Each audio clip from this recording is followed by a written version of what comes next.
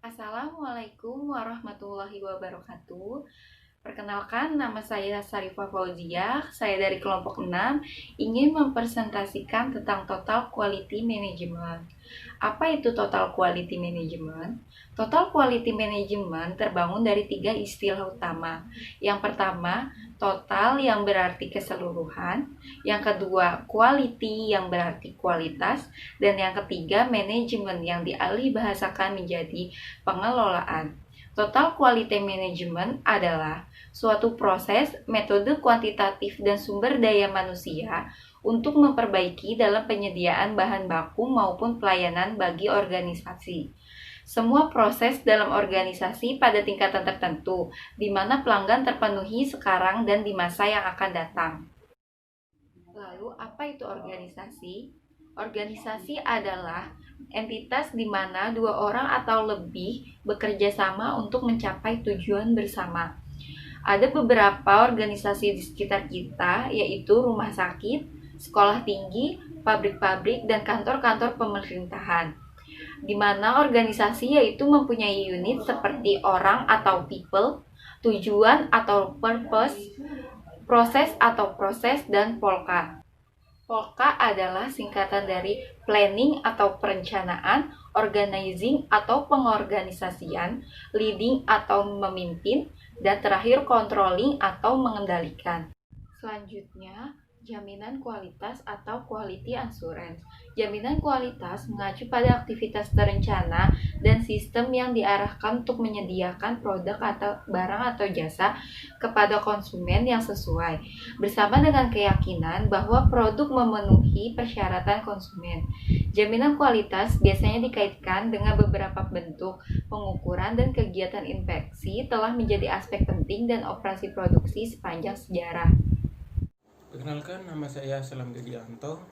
Saya di sini akan melanjutkan materi dari 3M. Dan di sini saya akan menjelaskan tentang 6 konsep dasar dari 3M. Yang pertama adalah kepemimpinan, yang kedua adalah kepuasan pelanggan, yang ketiga adalah keterlibatan karyawan, dan yang keempat proses perbaikan berkelanjutan, yang kelima adalah kemitraan dengan supplier, dan yang keenam adalah pengukuran kinerja. Di sini saya akan membahas tentang kriteria konsep dasar 3M. Yang pertama adalah tadi kepemimpinan. Kriterianya adalah manajemen. Puncak harus menyadari pentingnya kualitas. Yang kedua ada kualitas adalah tanggung jawab semua orang, tetapi tanggung jawab utama yaitu pemimpin, direktur ataupun CEO. Yang ketiga adalah keterlibatan dan komitmen terhadap perbaikan quality secara terus-menerus. Yang keempat ada keunggulan kualitas menjadi bagian dari strategi bisnis. Yang kelima adalah pemimpin dalam proses implementasi. Ada 5, yaitu 1.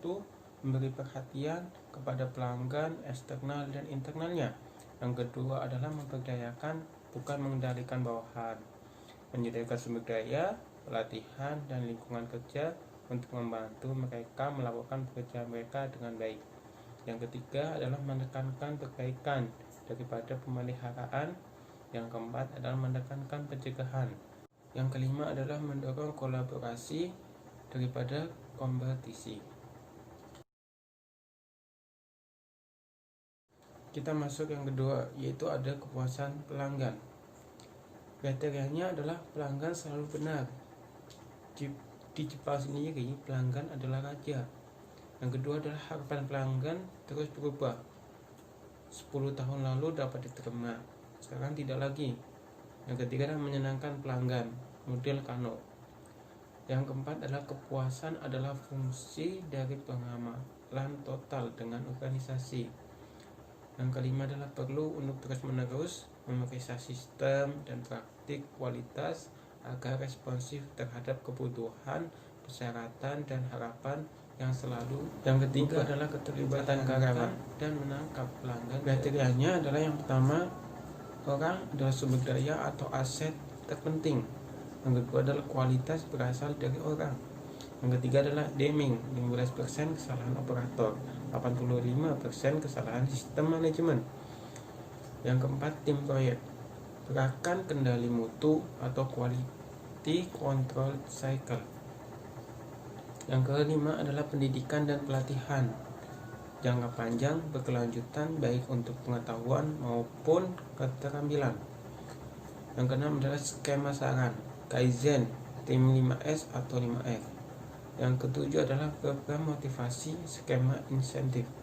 Yang kedelapan adalah budaya kerja yang kondusif, sikap yang benar, komitmen terhadap semua itu. Yang keempat ada perbaikan proses berkelanjutan. Kita mulai dari kriterianya, yaitu kita lihat semua pekerjaan sebagai proses. Dari proses produksi, bisnis. Dari proses ada pembelian, desain, invoicing, dan lain-lain. Prosesnya itu masukkan, dilanjutkan ke proses, dan dilanjutkan sebagai keluaran atau output. Peningkatan proses, peningkatan kepuasan pelanggan. Ada 5 cara untuk peningkatan kualitas dan perbaikan kualitas. Yang pertama adalah kurangi sumber daya, 0 kurangi kesalahan. Penuhi harapan pelanggan akhir. Yang ketiga adalah buat proses lebih aman. Yang keempat adalah buat proses lebih memuaskan bagi orang yang melakukan. Selanjutnya yaitu ada metode pemecahan masalah. Yang pertama adalah mengidentifikasi peluang untuk perbaikan tersebut. Yang kedua adalah menganalisis proses saat ini. Yang ketiga mengembangkan solusi optimal. Yang keempat adalah menerapkan perubahan. Yang kelima adalah mempelajari hasilnya bagaimana. Dan yang keenam adalah menstandarkan solusinya. Dan yang ketujuh adalah merencanakan masa depan. Perkenalkan, nama saya Syifa Latifah. Di sini saya akan melanjutkan presentasi dari rekan saya sebelumnya mengenai pembahasan kali ini, yaitu TQM atau Total Quality Mutu. Ada karakteristik yang kelima, yaitu kemitraan pemasok. 40% biaya berasal dari bahan yang dibeli. Oleh karena itu, manajemen kualitas pemasok itu sangat penting. Yang kedua, masalah kualitas porsi substansial dari pemasok. Yang ketiga, perlu kemitraan untuk mencapai peningkatan kualitas kontrak pembeli jangka panjang. Yang keempat, kegiatan manajemen pemasok. Yang kelima, manajemen menentukan persyaratan produk atau program. Dan dibagi lagi menjadi 5, yaitu yang pertama, evaluasi potensi dan pemilih pemasok terbaik. 2, lakukan perencanaan dan pelaksanaan kualitas gabungan. Yang ketiga, minta bukti statistik kualitas. Yang keempat, beri sertifikasi kepada pemasok, misal ISO 9000. Dan yang kelima yaitu mengembangkan dan menetapkan penelitian atau rating kualitas pemasok, yaitu A, persentase cacat atau tidak sesuai, B, harga dan biaya kualitas, dan C, pengiriman layanan. Pembahasan berikutnya yaitu mengenai teori Edward Deming mengenai TQM. Teori pengetahuan. Bagian dari pengetahuan rincian adalah teori pengetahuan, cabang filsafat dan manajemen yang berkaitan dengan sifat dan ruang lingkup pengetahuan, basis dan kendala umum klaim pengetahuan. Deming menekankan bahwa tidak ada pengetahuan tanpa teori dan pengalaman itu sendiri tidak membentuk teori. Untuk menyalin contoh keberhasilan tanpa memahaminya, dengan bantuan teori dapat menyebabkan bencana. Pengalaman hanya menggambarkan, itu tidak dapat diuji atau divalidasi. Teori menetapkan hubungan sebab akibat yang dapat digunakan untuk prediksi.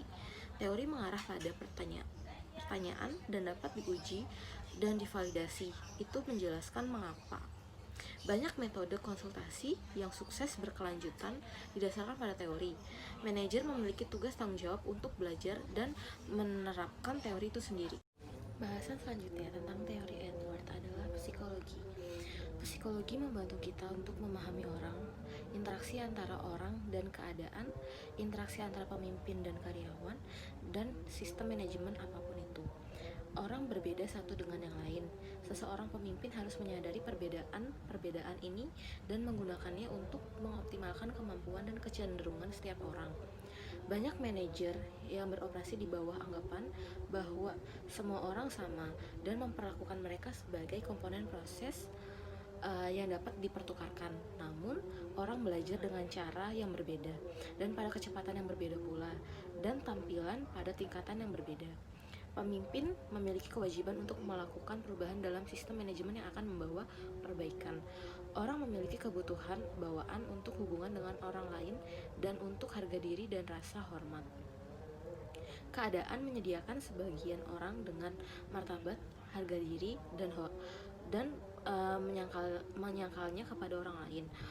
Orang mewarisi hak untuk menikmati pekerjaan. Psikologi membantu kita untuk memelihara dan melestarikan atribut bawaan yang positif dari orang-orang di sekitar. Next, lanjut ke perspektif pada pengetahuan mendalam atau profound knowledge. Sedikit sistem pengetahuan mendalam Deming asli hasil temuannya. Konsep penyebab umum dan variasi khusus dikembangkan oleh Walter Sweetheart pada tahun 1920-an. Teori perilaku di mana Deming berlangganan dikembangkan pada 1960-an. Teori sistem disempurnakan oleh para ilmuwan manajemen sejak tahun 1950 hingga 1970-an. Dan para ilmuwan di semua bidang telah lama memahami hubungan antara prediksi, observasi, dan teori. Kontribusi Deming dalam meningkat bersama beberapa konsep dasar. Dia mengakui sinergi di antara berbagai mata pelajaran dan mengembangkannya menjadi teori manajemen. Peter Scholtes, seorang konsultan ternama, membuat beberapa pengamatan penting tentang kegagalan untuk memahami komponen pengetahuan mendalam. Yang pertama, yaitu ketika orang tidak mengerti sistem. Mereka memiliki kejadian sebagai insiden individu daripada hasil keseluruhan dari banyak interaksi dan kekuatan yang saling tergantungan. B. Mereka memiliki gejala tetapi bukan penyebab masalah yang mendalam. C. Mereka tidak mengerti bagaimana intervensi di suatu bagian atau organisasi dapat menyebabkan kekacauan di tempat lain atau di lain waktu. Dan yang terakhir, mereka menyalahkan individu untuk masalah bahkan ketika orang-orang itu memiliki sedikit atau tidak memiliki kemampuan untuk mengendalikan peristiwa di sekitar mereka. Halo, nama saya Yuda. Di sini saya akan menjelaskan tentang 14 TKM dari Deming. Yang pertama adalah komitmen manajemen. Dalam komitmen manajemen ini, perusahaan harus mengambil pandangan jangka panjang dan berinvestasi dalam inovasi, pelatihan, dan penelitian. Dengan demikian, organisasi membutuhkan misi dan pernyataan tujuan yang jelas. Di sini Deming mengatakan bahwa memelihara komitmen yang tak tergoyahkan pada mutu dan menggeser fokus dari jangka pendek ke jangka panjang akan meningkatkan laba sebagai konsekuensi yang wajar. Nah, yang kedua ada pelajari filosofi yang baru. Karena kita ada dalam era yang baru yaitu era teknologi, maka secara terus-menerus menuntut peningkatan mutu adalah penting agar perusahaan dapat tetap bertahan. Karena manajemen harus menolak material yang mutunya jelek, hasil kerja dari karyawan yang jelek, produk cacat, dan jasa yang tidak tepat waktu. Budaya baru harus didukung oleh semua karyawan dan harus mencerminkan komitmen pada mutu. Nah, yang ketiga adalah memahami inspeksi. Di sini inspeksi harus digunakan sebagai alat pengumpulan informasi untuk perbaikan, karena jika kesalahan telah terjadi, maka efisiensi dan efektivitas telah langsung hilang. Oleh karena itu, inspeksi massal untuk melacak kesalahan setelah terjadi harus diganti dengan membangun mutu dari awal. Yang keempat ada akhiri praktik pemberian bisnis berdasarkan label harga. Di sini Deming mengatakan bahwa harga tidak relevan sampai digunakan untuk mengukur mutu barang yang dibeli. Beliau menganjurkan untuk membangun hubungan jangka panjang dengan para pemasok. Karena harga barang yang mahal belum tentu mutu barang itu bagus. Nah, yang kelima ada peningkatan terus dan selamanya sistem produksi dan layanan. Di sini kewajiban manajemen adalah untuk mencari metode untuk memperbaiki mutu tidak akan pernah berakhir. Deming percaya bahwa perbaikan akan diperoleh dari mempelajari proses itu sendiri dan bahwa proses perbaikan merupakan tanggung jawab dari manajemen. Lalu yang keenam harus menetapkan pelatihan. Di sini pelatihan untuk tempat kerja. Karena pelatihan mencakup lebih dari sekedar mengajari karyawan bagaimana cara menggunakan peralatan. Pelatihan juga berarti memastikan para karyawan memperoleh pengetahuan dan keterampilan yang memadai untuk pekerjaan sebagai tanggung jawab mereka. Dan ada yang ketujuh, melembagakan kepemimpinan. Karena pekerjaan manajemen di sini adalah kepemimpinan dan bimbingan, bukan pengawasan dan arah kerja. Kepemimpinan dapat membantu menghilangkan rasa takut dan mendorong kerja tim. Yang ke-8 ada hilangkan rasa takut.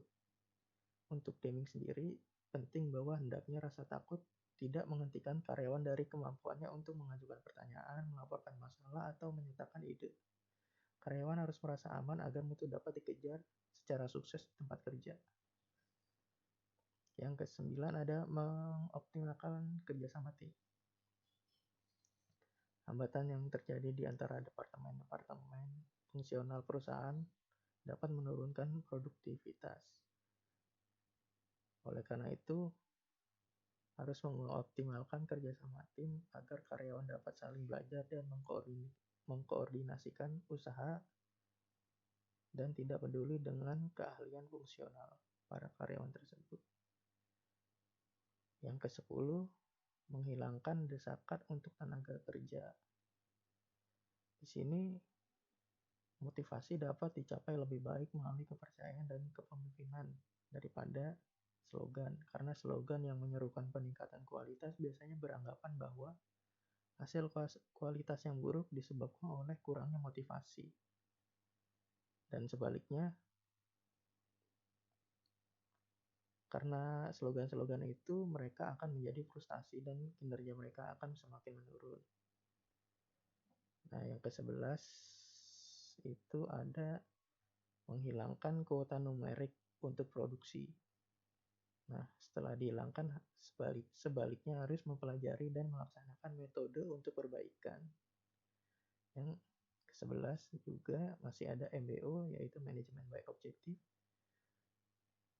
yang seharusnya mempelajari kemampuan proses dalam bagaimana memperbaikinya.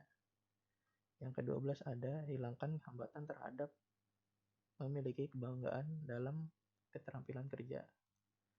Nah, di sini penilaian atau kenaikan sistem kenaikan gaji tahunan harus dihilangkan. Jika orang memang ingin berprestasi dengan baik, mereka tidak memerlukan sistem insentif seperti itu. Yang mereka perlukan adalah bantuan dalam mengatasi hambatan yang berasal dari kurang memadainya peralatan, material, dan pelatihan. Yang ke-13 adalah lembagakan pendidikan. Pada nomor 6 tadi ada keterampilan kerja, yaitu mengacu pada keterampilan kerja dari seorang karyawan. Di sini pendidikan mengacu pada pengembangan diri dari seorang karyawan. Yang ke-14 adalah ambil tindakan untuk melakukan transformasi. Maksudnya adalah seluruh organisasi harus bekerja untuk membuat budaya mutu berhasil. Ketika manajer puncak mendesain dan menerapkan strategi, para pekerja dapat bekerja sama dalam mengajarkan budaya TKM. Sekian dari saya.